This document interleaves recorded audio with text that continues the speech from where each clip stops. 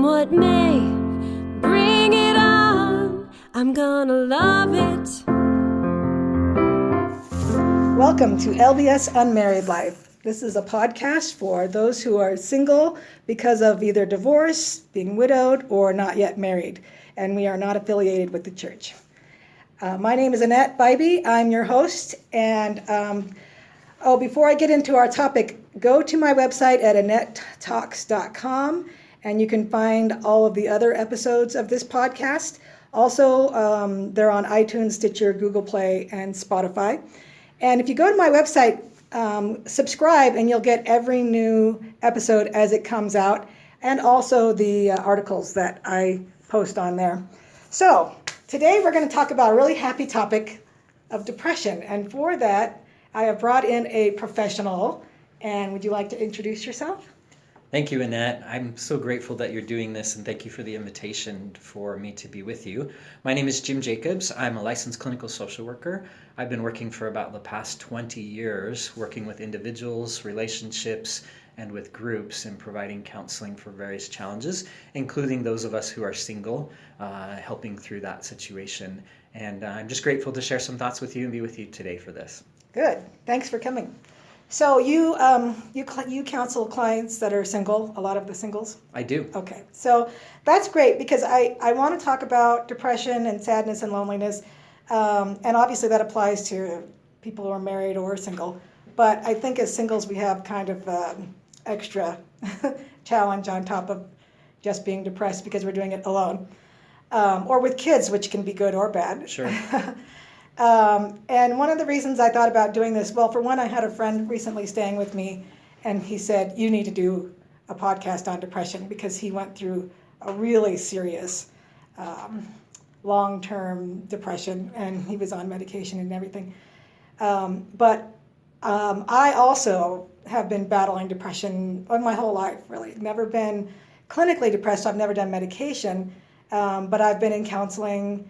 And every once in a while, I'll just go through a period of time where it's like, okay, I need to address this because I'm feeling depressed. Mm-hmm. And when we set our clocks ahead a few weeks ago, I noticed all week long, every day was a challenge. It was like, oh, and I don't know if it was just, do you think changing time affects us at all? Or? Sure. The darkness and just the adjustments that we have to make, we're probably all already overtaxed and overtired, and then when you mess with our sleep schedules, I'm sure that affects it.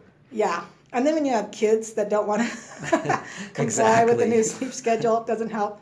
But I remember every day I go for walks every morning, and those are my saving grace. I want to plug those right now, because I go for what I call my walks with God every morning, and where I take a good 45-minute walk out on these nature paths that run, behind our houses, most of us here in Colorado.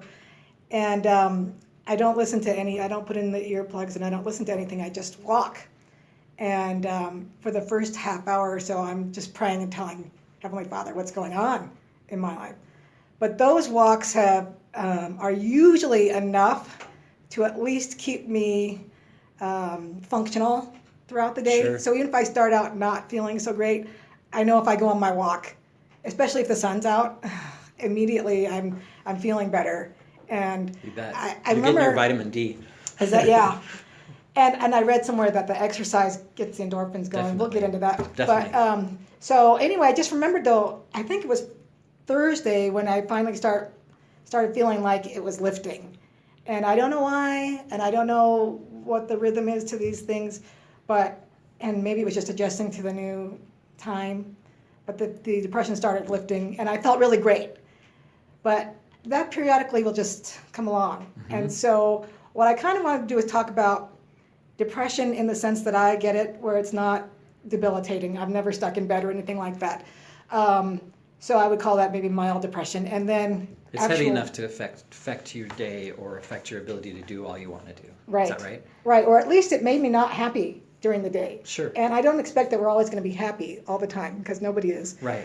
Except you. You seem to be happy all the time. Thank you very much. I try to be. But I do have my moments as well.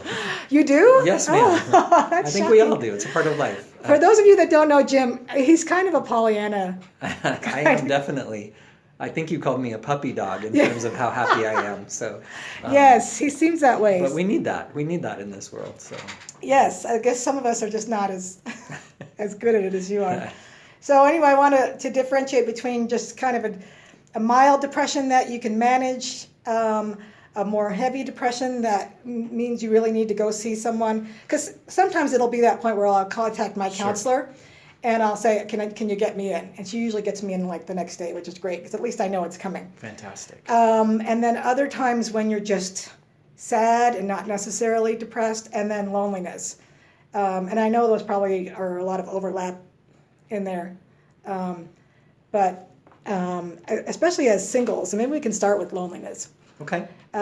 Because I've been divorced for 3.5 years, and it comes in waves, loneliness does. Sure. You know, I'll be totally fine, and usually I'm pretty good.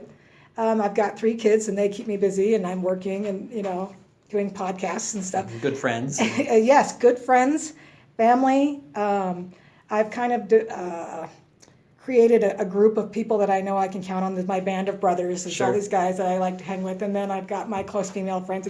Anyway, I have a support system.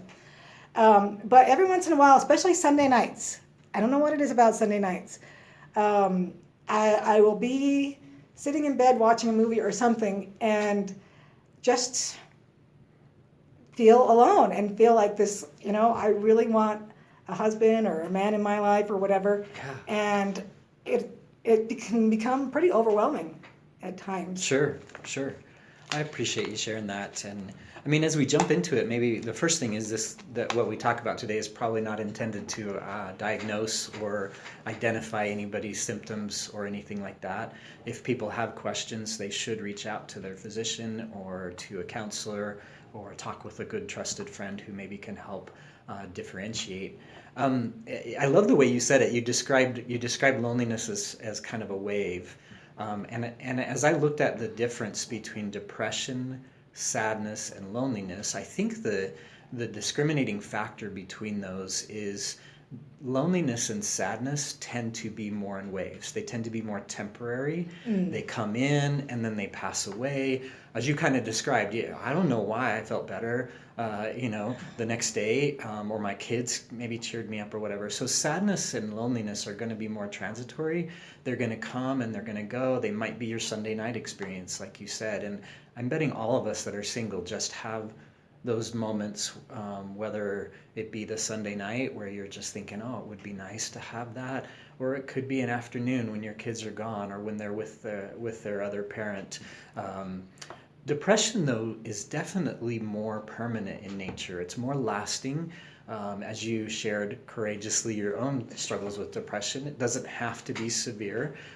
It can be something that just lasts for a couple days. It can be triggered by the weather, a lot of rain if you're used to sunshine.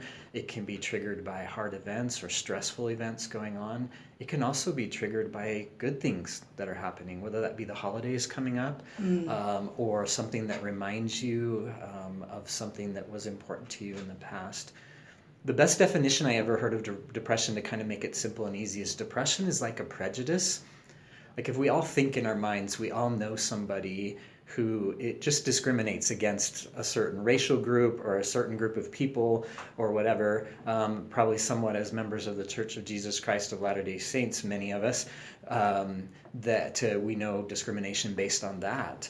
And basically it's evidence, it's a belief that you have in spite of the evidence.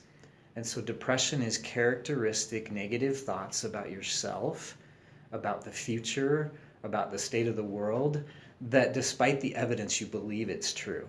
You believe I'm never going to get married, or you believe nobody likes me, or that I'm not attractive, or that I fail at relationships.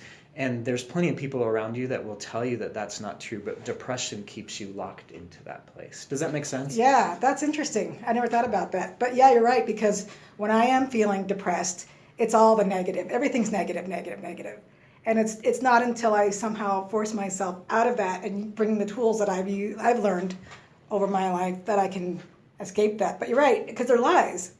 Well, and a lot of stuff is whatever you believe it is, right? Yeah.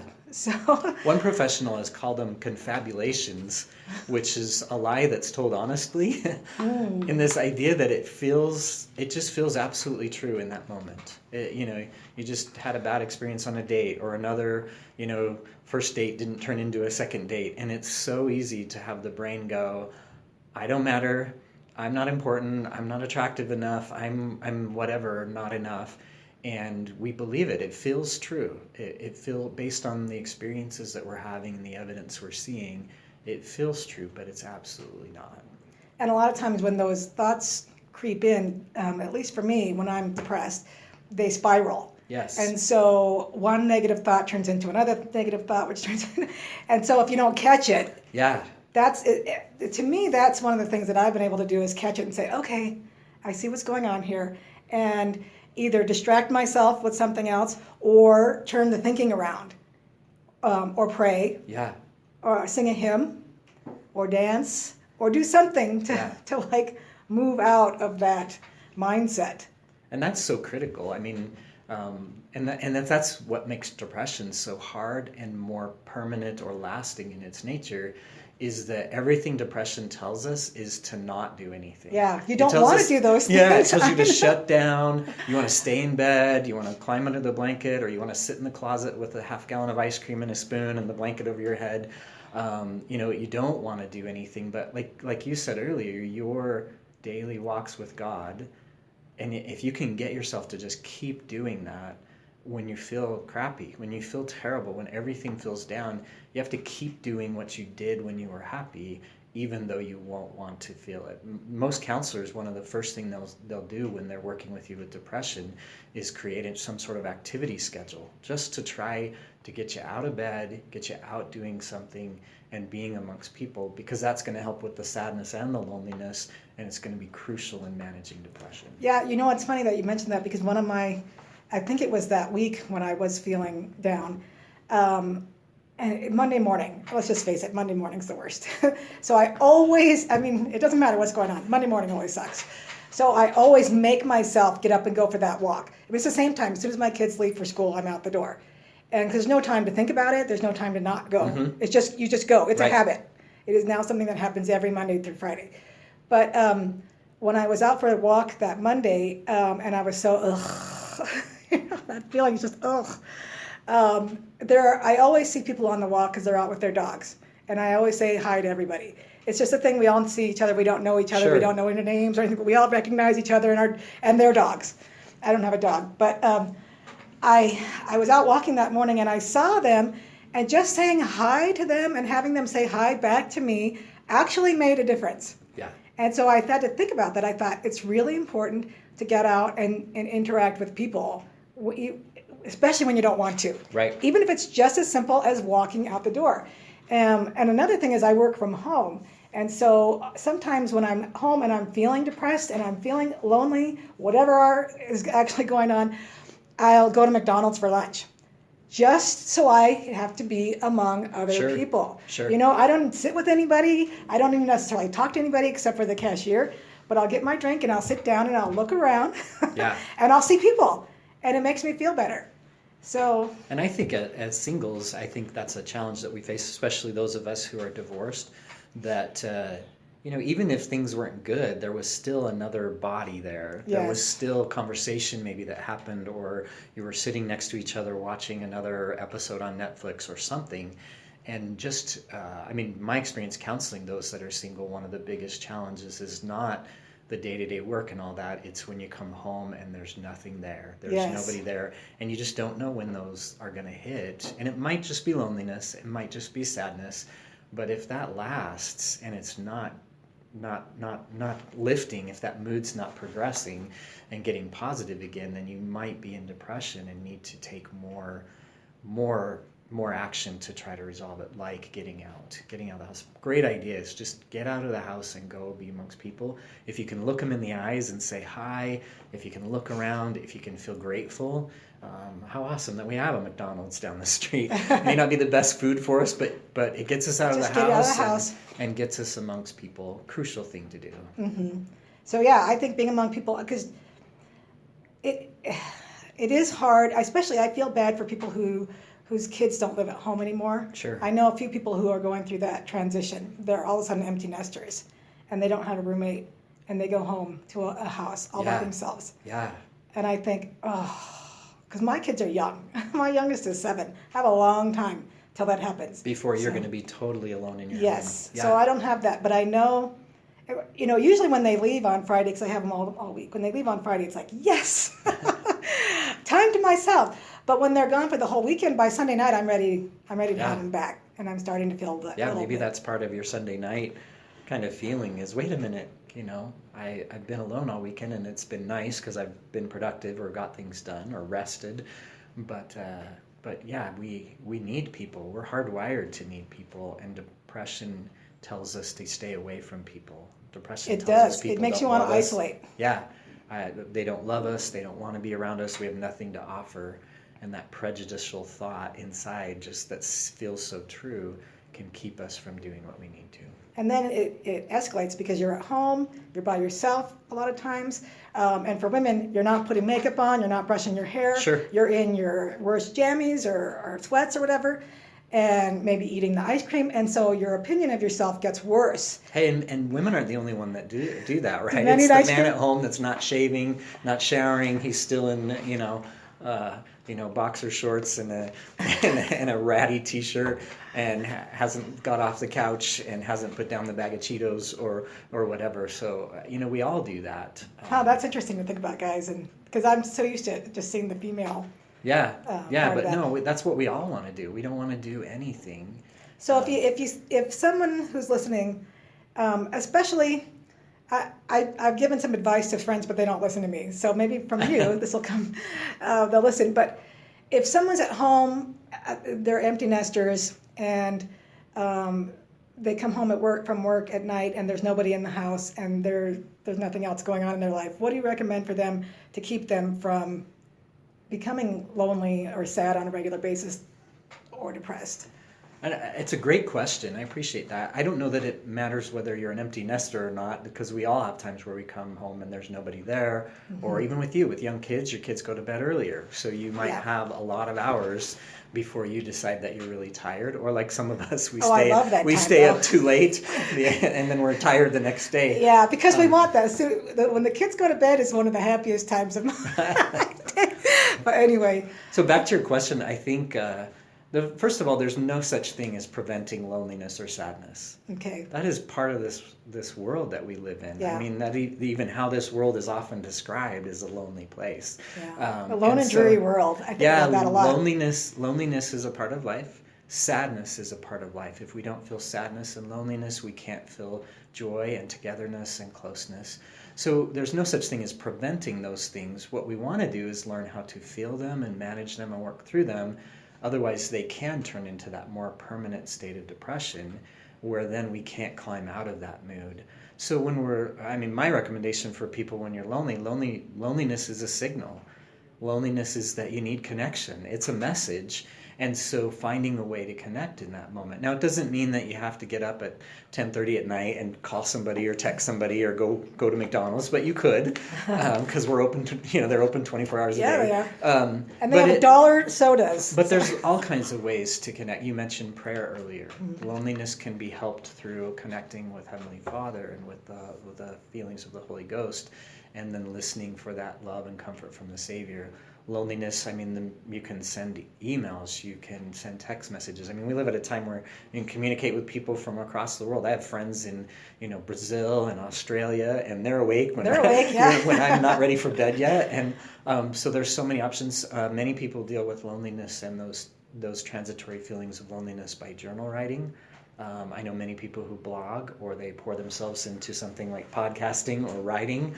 I think my book project, Driving Lessons for Life, came as part of... Thanks for bringing that up. I forgot to mention your book at the beginning. It's okay. I don't mind at all. But those kind of sometimes are hobbies and such like that. I discovered my love for refinishing furniture. And I don't know that I'm very good at it, but I enjoy it. And it's something that I often go to when I'm lonely, because it centers my thoughts. It gives me something productive to do, and I feel like I'm doing something worthwhile. Most of the time I refinish furniture from like people that have died, my grandmother or my great aunt or whatever, and so it helps me feel connected to them. So the most important thing, though, is to actually get up and do something that actually addresses loneliness. Netflix is never going to make loneliness feel better. It just never is. Eating ice cream, it might feel temporary, but it's never going to make it feel better.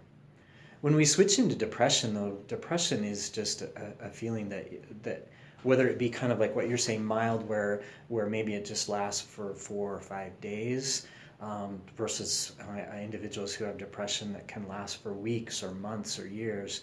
It's crucial that we take action in those cases.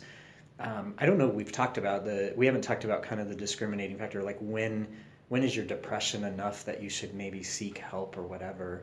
I think some of the things we've talked about might indicate that if you're not taking care of yourself any longer, if you're noticing that you're turning to something compulsive, and or you're just numbing out through Netflix or through video games or many of the things that we have in this world to numb out on, those are probably indications it's maybe time to just stop and take a pause and look at, is there something there? I think people who are overwhelmed with those negative thoughts that you mentioned, if we're feeling guilty and hopeless and just discouraged all the time, and no matter what we do, we can't seem to get into a happy mode. Our kids don't make us happy anymore. Our hobbies don't make us happy anymore. That's the time to probably look for someone like your counselor that you can call, or to talk with your physician. Does that make sense? Yeah. No, thank you. That's awesome. You reminded me that I used to be a compulsive eater, and this is how I used to handle depression a long time ago.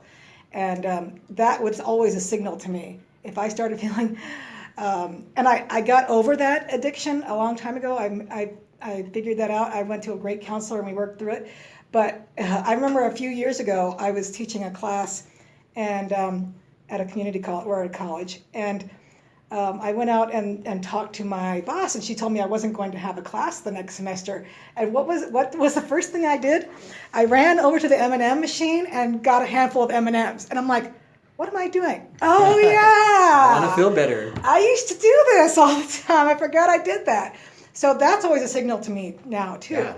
If I start feeling drawn towards overeating, I know there's something. I'm not handling my feelings. You're totally onto something. If we could all do that, not only would it help us identify depression, but also the loneliness and sadness. Yeah. It's kind of like using a driving analogy, like from my book. It's like a light on your dashboard. Tell me the name of your book again. It's Driving Lessons for Life. Okay. And it's like a light on your dashboard, though. So like when you went to the M&Ms and you're holding them in your hand, it was like a light on your dashboard going off saying, hey, there's a problem underneath the hood.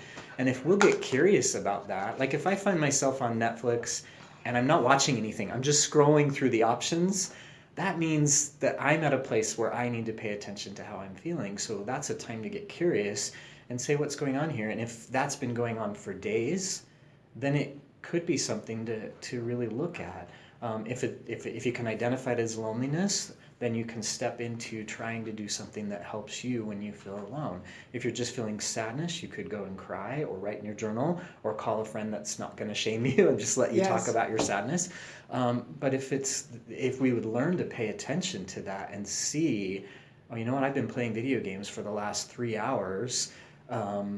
There's something going on here. Let's pay attention. And that's the wisdom of what you did, is go, hey, wait a minute. Or if you don't want to go on your morning walk, you don't want to get out of bed and you don't want to if you could get curious about that and just go, wait a minute, there's something going on here. What is it? You might be able to just say, you know what, I'm just lonely because it's Sunday night and I just wish, whatever. So it's really paying attention, because depression will kind of suppress everything. It holds us down, and we start to numb and we start to retreat and we start to pull away. If we develop the habit of paying attention to what we're feeling, especially the ones that are the light on the dashboard saying something's wrong under the hood, then we're going to be able to better take action. Right, and that brings me back to what you said about journaling. And that's really helpful to me too, because I don't think you realize until you start writing sometimes what's going on. Yeah. And you start writing and the thoughts start coming up, and then you recognize, oh, okay. And a lot of times the solution comes up too. It's Sure. kind of like praying, because Heavenly Father knows us inside and out. He knows exactly what we need. I feel like prayer oftentimes is just to figure out for ourselves what it is that we need. It's that conversation as we're telling him what our desires and our wants are. A lot of times he'll supply the answer, but other times we supply the answer. It's just expressing the need and acknowledging it. Yeah. And I would think, I can't say for sure that this is true, but from my experience, every clinical approach to address depression advocates writing, some sort of journaling. And I believe it's because we have this incredible capacity in our brain to just go through and process things, make up stories, analyze things, talk ourselves out of things. And both praying out loud and writing in a journal forces the brain to slow down, and it forces us to look at what we're writing or listen to what we're saying so that we can start to analyze it. And oftentimes you're writing something down and you're going, well, that's totally not true. That's not what happened. And if you're doing that, then you're probably managing it well. If you're writing it down and it feels true and it's still true, then you might be shifting into depression.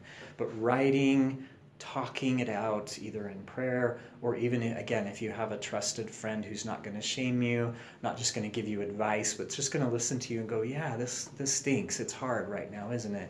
We all need, like the group you said, of your boys and your girls to kind of take care of you. We all need those people to talk to.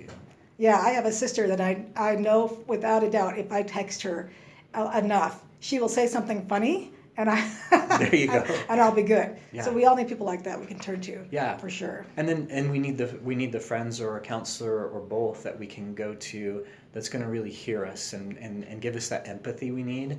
And we need those friends or counselors that are going to challenge us a little bit when we're sharing an irrational thought, like I'm such a failure, or no one's ever going to want to be with me again. I'm working with a lady right now who she feels like she's marked or scarred or whatever because of these experiences that have happened, like getting a divorce. And so that affects how she approaches the rest of her life. And so we need friends and counselors that can challenge that.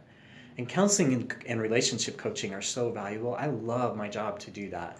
I love the 30-minute telephone call with someone, just try to help them lift their mood, set some goals, get out of the house. If you're stuck somewhere, relationship coaching can be so helpful to kind of work through that. If you're really feeling the depression, whatever, counseling can be so helpful to not only have somebody that will listen to you, but someone that will also extend the empathy and then challenge you to try to act, challenge the negative thoughts or whatever you have. If you do go see a counselor, it's important that you choose somebody that you really like, that you feel like you can relate to. It's awkward at first because you're talking to a perfect stranger about things that you may not even tell. I know things about people that their spouses don't know or their best friends don't know. And that's weird because I'm not in their life. But there's also some good to that because you're not going to be judged. You're not going to be evaluated negatively. And the counselor has no interest but listening to you and helping you. Probably with depression, it's crucial that you get a counselor who's not just a good listener. You need a counselor that's going to help you challenge the negative thoughts, who's going to take on the things that you say to yourself that are negative, those prejudice beliefs that you get against yourself. So it needs to be a mix of someone who's warm and fuzzy, as well as just gives you a little push to take action. Some people, another option when you're feeling depressed is there's all kinds of great books to read. I'm not getting any endorsements for any of these, but for women, one of the best books is a book called Reaching for Hope. It's written by LDS women for LDS women. I believe it's Megan Decker and Betsy Chatlow, Reaching for Hope. It's through, you can get it through Deseret Book, or you can get anything from Amazon.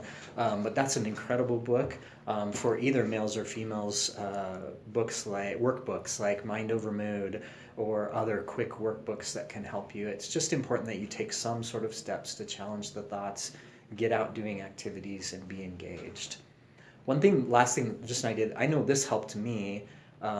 Church participation helped me so much, but it's so easy to get depressed in a family church. Yes. That's family centered, that's focused on the family, where every week you're probably going to hear something about even just innocent comments where somebody say, well, go home and talk to your wife about it. Like the 70 that came to our state conference, go home and talk to your spouse about it. It's the best thing you can do. And all of us in the room that are single are going, okay, that's not me, kind of thing. But I know one of the temple things... attendance can be like that. Oh, yeah, sure. It's all about family in the temple. Yes, because you go and it's like, oh, okay, we make certain promises. I'm like, Yeah. Do I get to disregard that one because I don't have a husband? Yeah, So. you can't subtract the family element to church, to the temple. Mm-hmm. But I know one thing that's helped me a lot with that is my interaction with the church doesn't have to change because of my marital status. I can still participate in my classes. I can still make comments. I can still serve in a calling. The only thing that has changed is my social status, if you will. And if I'm faithful and do the right things, I know I have a promise that the things that I'm worthily striving for will be granted. But sometimes we allow those negative, depressive thoughts to cause us to start pulling away from our spiritual roots. And so one sign of depression from a spiritual standpoint is if you feel like your prayers are perpetually, not reaching heaven, if you feel like you can't ever feel the Spirit anymore, if you're worthy, then that may be depression. If you're not struggling with some sort of serious sin like pornography or masturbation or alcohol or drug use or something like that, often we find depression in individuals that are members of the church or any faith really when they say, well, the Lord never answers my prayers, I never feel anything more.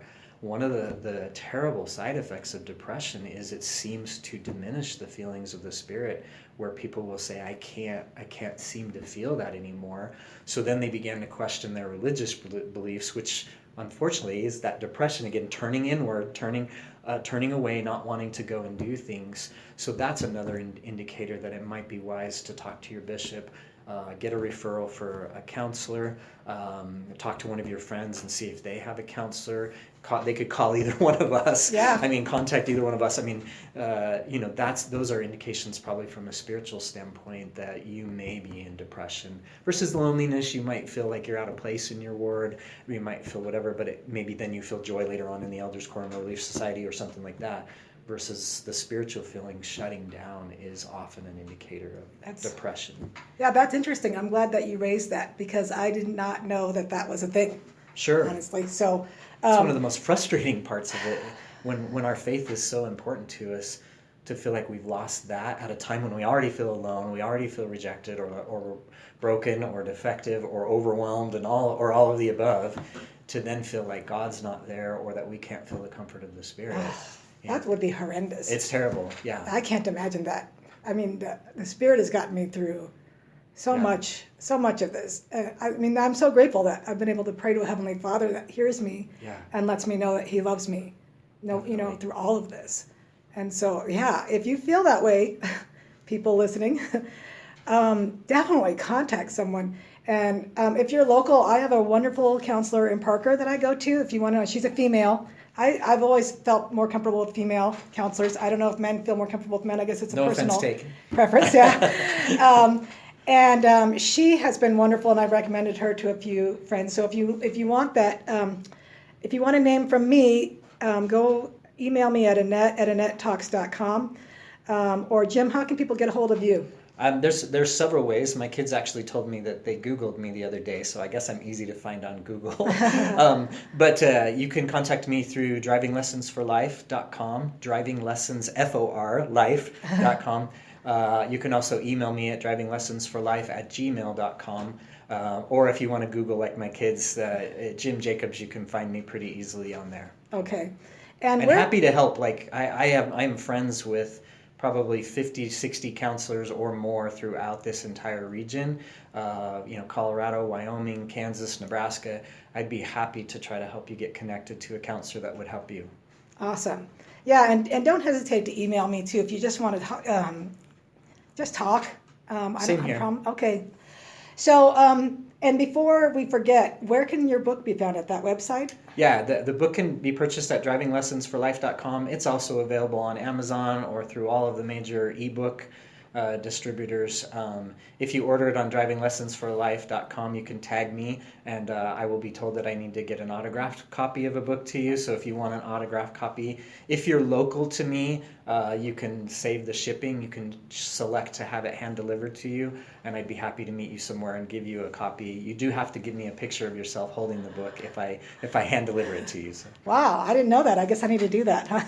And if you're interested in any kind of just like maybe if you're thinking about would relationship coaching help, it's very appropriate for singles where you're trying to date or trying to decide what to do right after your divorce or whatever. I'd be more than happy to help with that, and you can find that on drivinglessonsforlife.com. or by emailing me if they would like to.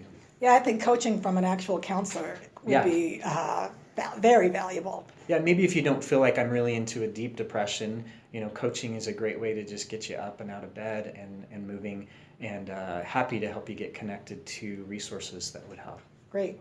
All right, so with the few minutes that we have left, we have some questions that I asked on Facebook for people to send in questions. And so we have a few questions from listeners. And do you have any in here that you want to answer or that stand out to you? That I mean, some of them are overlapped. So with the questions about diet, medication, and such like that, the most important thing is really with depression, you really have to take a multi-pronged approach. And so in consultation with your counselor, in consultation with your physician, you should be looking at everything from your diet to your sleep habits to alternative medications, to you mentioned exercise. Those are all of it. With depression, you have to really address every part of your body. So you need to be physically doing all you can. You need to be spiritually doing all you can. So it might be appropriate to meet with your bishop. One of the Mormon messages on depression actually goes through and says, the girl says, I figured I'd try everything.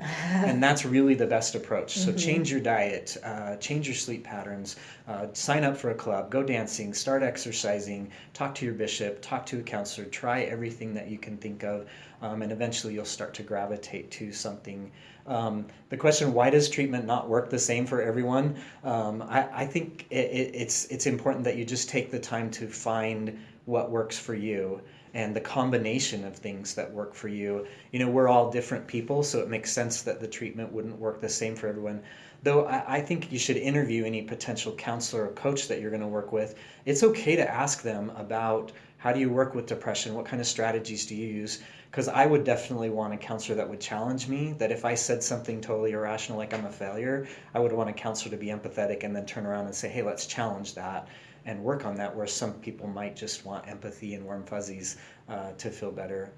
I think the other counseling or question on there was that's maybe important is, when should you disclose this to a potential dating partner? Oh, yes. And I think after a couple dates, when maybe you feel like there's some potential for this to progress and you've had some good conversations and such like that, it's probably pretty important to share it kind of earlier in the dating, before kind of seriously commitment. It's not so much that we want to reject each other because we have depression or whatever, but if you're taking medications and it's something that you've struggled with maybe your whole life, at some point early on in the relationship, it's important to know that so that you can, as the person want to know, is this a person who can support you in that? Yes. And if they say, well, I'm not going to be with somebody who's depressed, then you learn something very valuable early on. And the second thing is that I don't think it's fair to any potential dating partners to not know that you may struggle with this at times, and here's what happens when I struggle, and I need to know that you're okay with that. I don't think you need to dump the whole load of hay on them. I think you can start out very briefly just sharing, hey, I just thought I'd let you know that I struggle a little bit with depression, and it's been a challenge for me, and maybe you say I take medication. You might just leave it at that. And it'd be instructive if they don't respond to that, what you might get. But you don't have to unload the whole bale of hay, that you go to counseling every week and that you do all of that. But probably just a brief mention so that you can determine if this is a relationship that can handle what depression might bring. Yeah, that's good. Now I'm just seeing a bunch of hay. What can I? A literal thinker. No, I agree. I always think the first few dates are data collection. Yeah, sure. And so not only do you want to learn about the other person, but you want them to learn about you, but not overly share. We don't want oversharing. Right. But just enough. And like you said, getting a reaction is always good too. Yeah. But first date, second date, nah, don't bring it up then. Yeah. It's as if you see potential. Like if this relationship really is heading down a pathway where you're interested and they're interested, and you're looking at going forward with a fourth or fifth date, if things are really progressing and you're talking more openly and honestly, maybe texting all the time or whatever, that's appropriate time. I wouldn't do it by text. or by no. Messenger You want to be able to or see a Snapchat. reaction too. You really need to do that when you're sitting in a private place and you can talk and you can say, hey, I just need you to know. And again, don't unload the whole bale of hay, just sharing that a little bit so that you can focus on that. Sorry for creating literal thoughts in you. I'm picturing cows and horses. And, now you'll remember when that yes, happens. I will. Don't unload the hay. So this is assuming people have fourth and fifth dates. I've heard that rumor. Yeah. It might be a rare event. I hope it's not. I'm a one-date wonder. That'll be another podcast episode. So, all right. I'm going to see if there's any other questions on here. I don't know if we can do it this. I think we've kind of hit on all of them okay. through the time that we've talked. Please, right. if you have additional questions, again, Annette and I are both happy to answer questions. Send an email, send an instant message, look us up, whatever. We want to help. Yes, definitely. Don't do this alone. No, and don't ever feel like you're the only one going through this, because it's such a common thing. This is part of the human condition. Yeah, I've sat in my closet with ice cream, definitely. So now I've got another visual. I hear you. We all do. It's true. All right. Well, thank you so much, Jim. This has been My most pleasure. enlightening for me and helpful. And again, go to AnnetteTalks.com, subscribe, listen to the podcasts. The next one, we're going to be doing one on dealing with the holidays here pretty soon. And we're doing another one on long-distance relationships pretty soon. And so I'm going to be posting those after I post this one. So stay tuned. We have a lot of good podcast episodes coming up. And please go on and comment. I want discussion to go on my website. I want this to be a community. I want us to be a community of podcaster listeners or whatever you want to call it. And we'll see the comments too, so we can maybe help each other by posting a comment, posting a question that came up today. You know, we can try to maybe address some of those by way of Facebook or other comments. Or AnnetteTalks.com. Yeah, definitely. I'm trying to shift everybody from Please, Facebook. yeah. So anyway, and also find me again on iTunes, Stitcher, Google Play, Spotify. So thank you for listening, and we'll talk again next time. I'm gonna bloom where I'm planted. I won't take things for granted. Come what may, bring it on. I'm gonna love it.